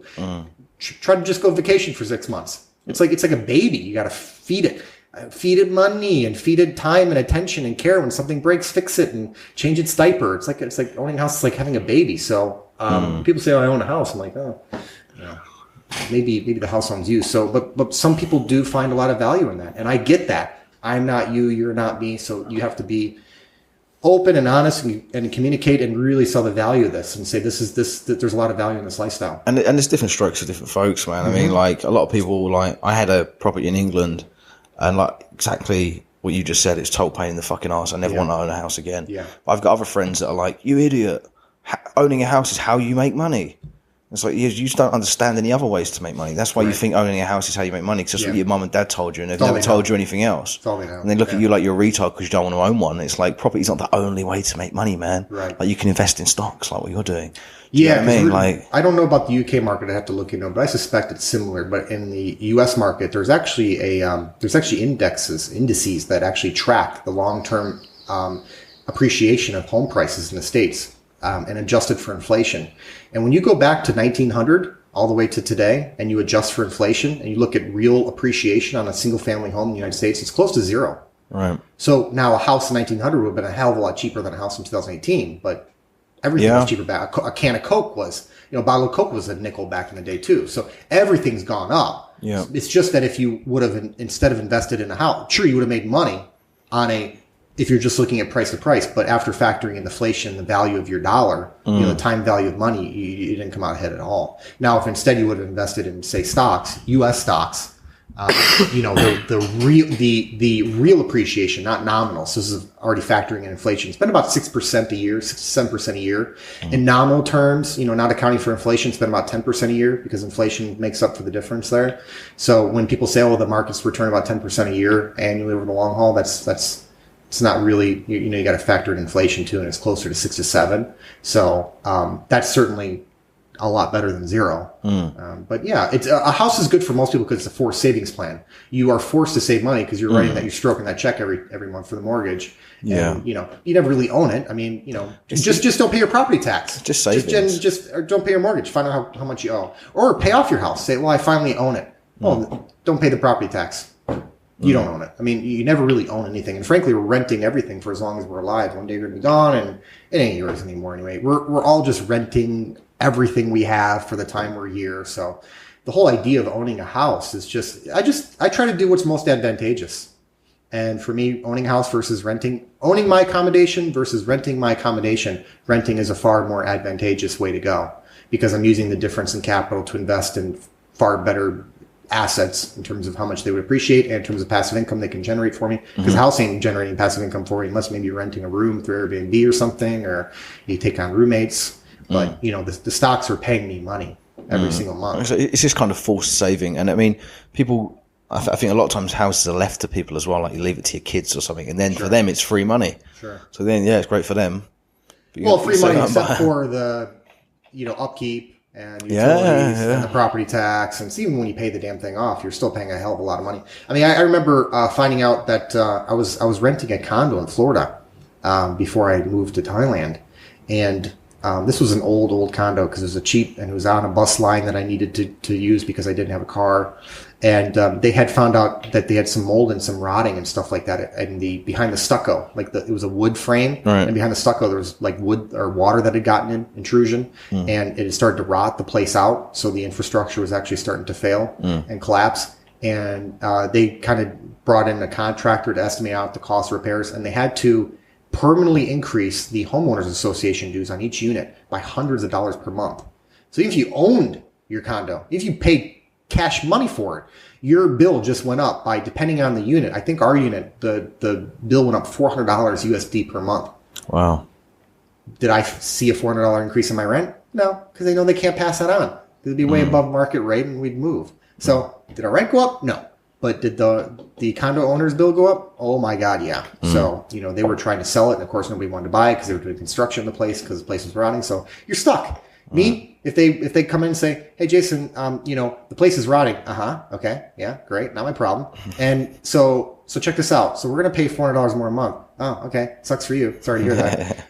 And by the way, we're gonna pass that along to you. Yeah, no, we're moving. Yeah, it's very easy. We just pick up and go. But they can't do that. They're forced. And if you had owned it, then you would be fucked, right? What's that? If you had owned it, oh yeah, if we owned it, our housing bill would have gone up substantially. Plus whatever the insurance is or whatever, based on the reconstruction or whatever. So it was a nightmare. Total nightmare for that place. So yeah, I had a similar scenario, man. In England, I had a flat and I didn't own the freehold, and we had a problem with the roof. And the next thing I know, I've got roofers changing my roof. And by the way, you got a £10,000 bill. Oh. And you're like, and you owe half. Wow. Because you share it with the downstairs. It's an upstairs flat, right? You don't have any say. Yeah. Because it's the management company that own the freehold. Right. You're just on their land. It's fucking, it was bollocks, man. I'm so glad I got rid of it.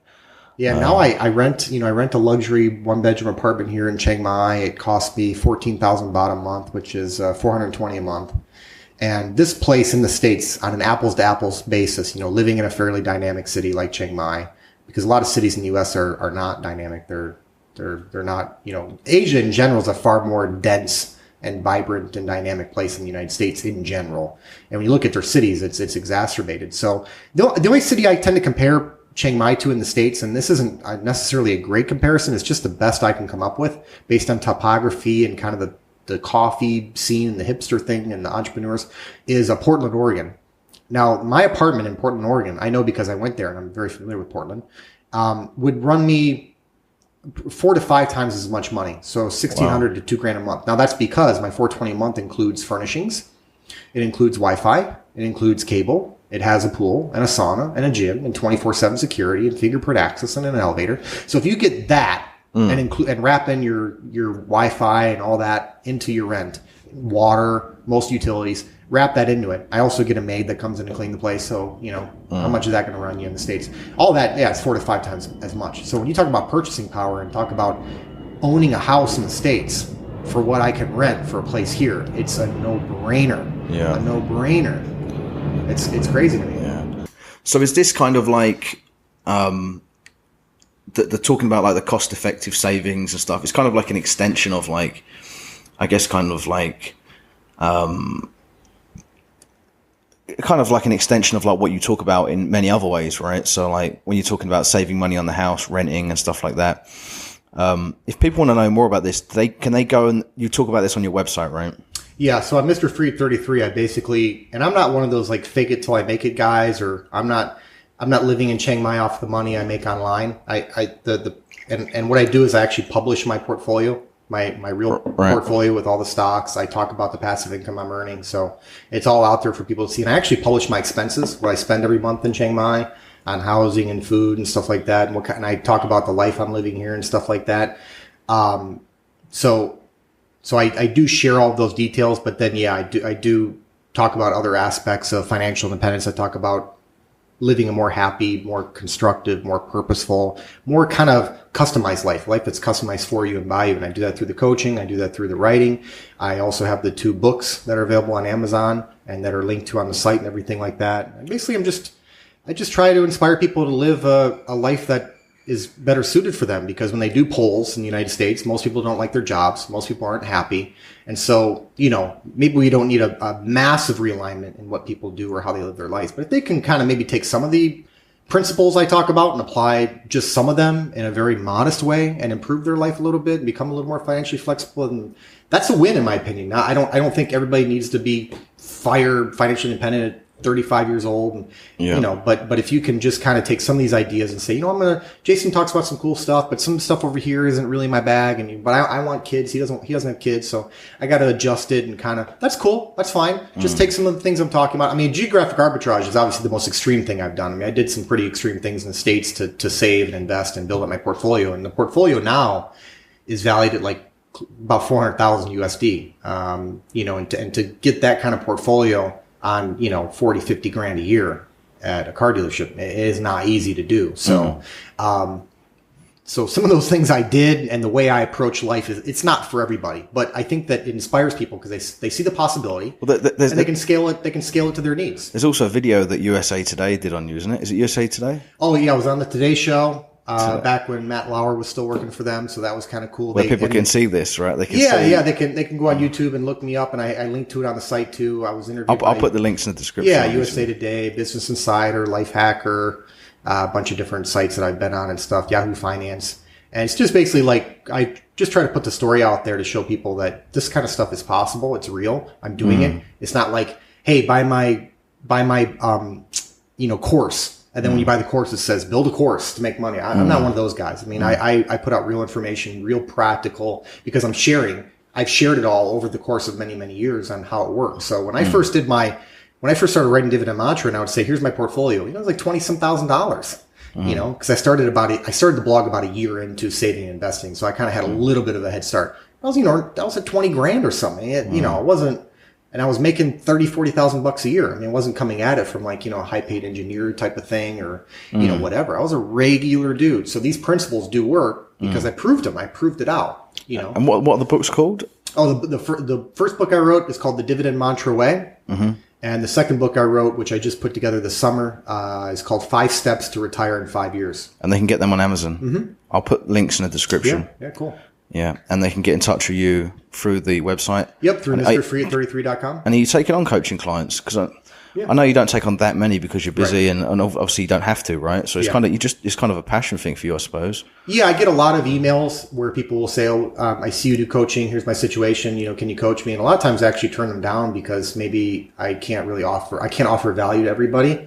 Some people are maybe doing something that I don't really have a lot of expertise in, or some people are not really looking for anything close to what I have. And so a lot of the principles I might talk about don't really provide a lot of value. And some people are, very, very, they're a lot older. So they're like 62 and they say, well, I want to become financially independent. I'm like, that's, it's a little kind of late in the game to start. And I'm not sure if I can really kind of provide a ton of value to you. And so, there's a lot of areas where I'll talk to someone and we'll kind of have a few emails together and I'll say, because a lot of people are very hesitant. They'll contact me and say, "Oh, I kind of want to do some of the things you do." And then I talk about what we're talking about, what we're going to be getting into, and they're like, "Wow, that's a lot." So that's fine. That's fine. Maybe we can just do like a consultation or something real quick, but to work together over a lengthy period of time. And you're helping them like manage their money, basically. Do you advise them with stocks as well? No, I can't recommend specific stocks. It's not legal for me to do so. But what I do is I try to, through multiple legs, the stool, if you will. So I approach it through saving, investing, accountability, and then mindset. So those are 4 areas I approach with everybody. So the savings, basically building a lifestyle that behooves them, that benefits them to maximize their savings potential, and also offer them, or give them ideas on how to make more money. Because it's not just saving, it's also earning. So you got to earn as much and save as much as possible. Spend as little, earn as much to widen the gap between the two to create a higher savings rate. Because in the end, the financial independence thing, how you get to financial independence very quickly, it's all about your savings rate. It's about the higher the savings rate, the faster you're going to get there. So, so there's that. There's also the investing, what you do with that excess capital. I basically approach it from a high level. It's not like, okay, you should buy this stock on this day. I can't be doing that because it's not legal. And frankly, everybody's different. Everybody has different risk tolerances, different circles of competence. You might be looking at totally different businesses than I do. So, but I do kind of talk about stock analysis and how to invest and how to approach it. And then the accountability is working with them over the course of a lengthy period of time to check in progress, to make tweaks as we go, to see how maybe their spouse is kind of dealing with some of these adjustments, that kind of thing.